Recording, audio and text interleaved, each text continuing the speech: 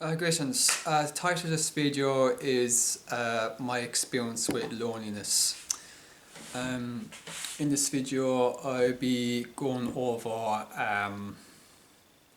well, by going over where there's different types of loneliness as I myself have come to observe in life. There is the loneliness in terms of connection. That's say if someone has a strong desire to be in the presence of others, and yet they they have no one around them that, my apologies, I'm not good at articulating this. They have a strong desire to form friendships and bonds with people, and unfortunately, for whatever circumstances or reason, whether it be themselves or others, they find it hard uh, to be in the presence of people, and therefore they are spend a lot of time in their own presence, and because of that, they become extremely lonely because they need the presence of others in order to get a sense of self or a sense of belonging. Then there's a type of loneliness which is the one I have. That's the another type of loneliness, and this one that I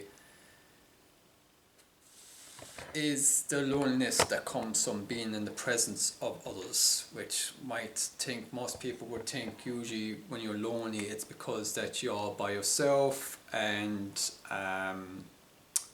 therefore when you have no one around, you become lonely when you're by yourself. But I am the opposite. I am very lonely when I'm in the presence of people that don't understand me, that don't value me, or don't respect me, or don't love me.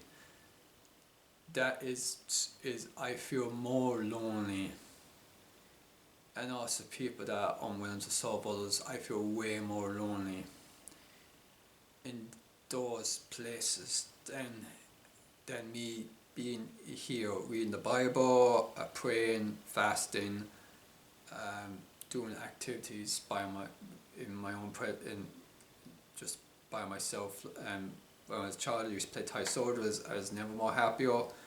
Well, when I'm around the presence of others, the only exception to that is if I'm around children, because they're more able to play toys and things and more creative. When I'm around creative people, people that have desire to create things, have desire to serve others, and there's more of life in them, I feel extremely full of joy and not alone. When I'm around people that are very systematic or very rigid, and there's a lot of fear in them, I feel extremely lonely. I feel more not lonely when I'm serving others at work now, where I work. I'm not lonely because I'm able to serve others, and I feel full of joy. That's kind of only kind of exception to that. Really, mostly. Singing, don't feel as lonely because I'm joining other people singing, but it's mostly serving, lifting people up, whether it be prayer or praying, talking, helping those in need. I don't feel alone.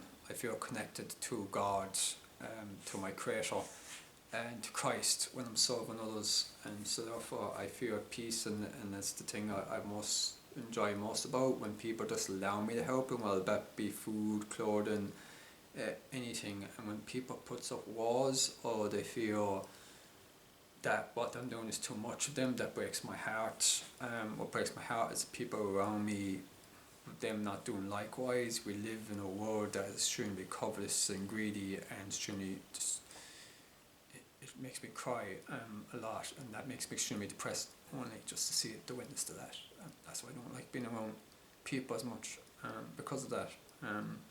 They have this mindset of the law, what they're given, everything, like we're given everything by God, so it's just heartbreaking to see this covenant, so this like I pay you, like this mindset, or this last time, or only once, and not it's because I don't do that on to others. Like I give everything I have, what the Lord gives me, to, even if it helps one soul, even that's all that matters in the end, is people's souls, not and it breaks my heart that people have this kind of calculated way of helping people that doesn't come from the heart, doesn't come from God, and it's just very painful to see. It's where people extort each other. It's where people they're not willing to help each other unless the outcome is beneficial for their favour, involves no risk.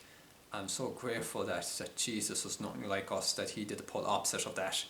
He went and died on the cross, got nailed, and had complete sins award that he paid for that on the cross. And we're the polar opposites of fallen species. We're very reluctant to even help those around our inner circle, let alone outside. So let alone our enemies, let alone even those in our circle. And I just see nothing but chaos and this obsession with calculating money breaks my heart. There's this obsession with health as well. When someone gets sick, sick as I myself know, my soul is more important to me helping others than if I was to die and if my body was to fade away and rot. I would gladly sacrifice my destruction of my body if it means people seeing Christ through me. If it means the gospel being preached and taught and it being shown unto others, and because that's what Christ did. He went, he died, he bled, he suffered starvation, he suffered malnutrition, and we then are so concerned about the health which God gives us. Because there is a balance, because God just wants us to be strong as well. But if we come covetous with our own lives, it's something that should seriously think about as a Christian, is if you have abundance of food. Because if you have food and clothing, you should be content with that. And everything else you should use to the glory of God. So I forgot to start the title of this video again, but my apologies, I kind of went off. I forgot what I was saying. But anyway, just thanks so much for watching this video, and my apologies for a lot of these videos that are very incoherent videos.